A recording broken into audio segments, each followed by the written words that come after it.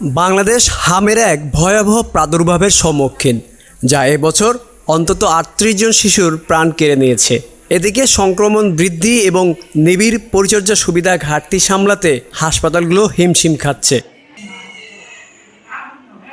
সোমবার ঢাকায় ধারণ করা ফুটেজে দেখা যায় হামের চিকিৎসা নিতে আসা শিশুদের ভিড়ে ঠাসা। শিশু ওয়ার্ডগুলোতে অনেকেই একই বিছানায় বাবা মায়ের কোলে শুয়ে আছে। হামে আক্রান্ত এক শিশুর মা সালমা খাতুন বলেন, প্রথমে পাতলা পায়খানা ছিল, পরে পাতলা পায়খানা জ্বর আসছিল, পাতলা পায়খানা ভালো হয়ে যাওয়ার পরে খালি শুধু জ্বর আর কাশ। এখানে নিয়ে আসছি, 4টে হাসপাতাল থেকে ফেরত দিছে, যার পরে এখানে ট্রান্সফার করে দিছে। এখন শুধু জ্বর আছে, কাশটা কমে গেছে।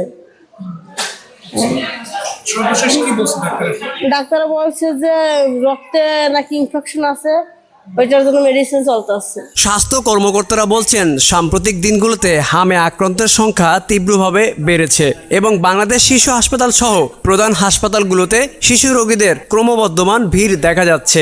একজন চিকিৎসক তাহমিনা আক্তার বলেন, হচ্ছে এই মিজেলস ভাইরাসে আক্রান্ত যে কোনো রোগীর যে রেসপিরেটরি সিক্রেশন, যেটা হাঁচির মাধ্যমে, কাশির মাধ্যমে যেটা ছড়ায়, এটার মাধ্যমে এক রোগী থেকে আরেক রোগীতে যেতে পারে। এই কারণে দেখা যায় সাধারণত আক্রান্ত ব্যক্তির 7 থেকে 10 দিনের মধ্যে হয়তো এই ধরনের কোনো রোগীর সাথে ওনারা ক্লোজ কন্ট্যাক্টে এসেছিলেন, এরকম একটা হিস্ট্রি থাকতে পারে।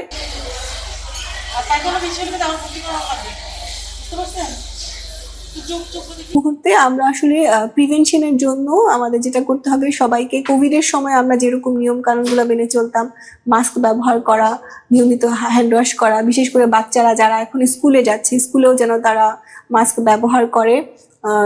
নিয়মিত ইনফেকশন কন্ট্রোলের যে কোভিডের সময় থেকে শিখে আসা আমাদের যে উপায়গুলো, সেগুলো এখন আমরা অ্যাপ্লাই করলে হয়তো আমরা উপকার পেতে পারি।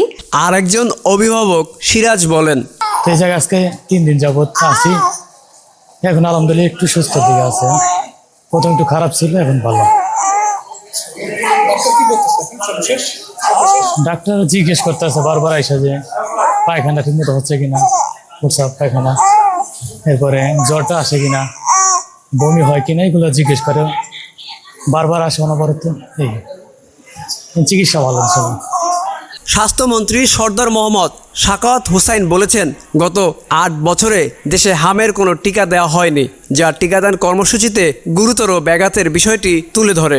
600 জনের বেশি রোগী শনাক্ত হওয়ায় হামের প্রাদুর্ভাবের পর বাংলাদেশের প্রধানমন্ত্রী জনাব তারেক রহমান দেশব্যাপী জরুরি পর্যালোচনার নির্দেশ দিয়েছেন।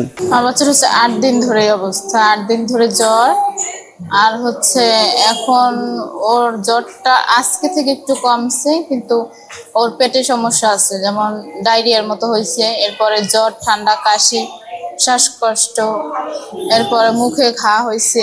মুখে ঘাটা এখন আগের থেকে কম, এখন চোখও একটু হালকা লালছে, চোখের জন্য ড্রপ দিছে।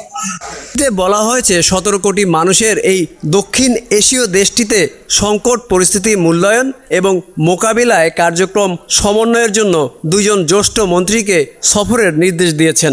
Aminul Islam, news flash 71।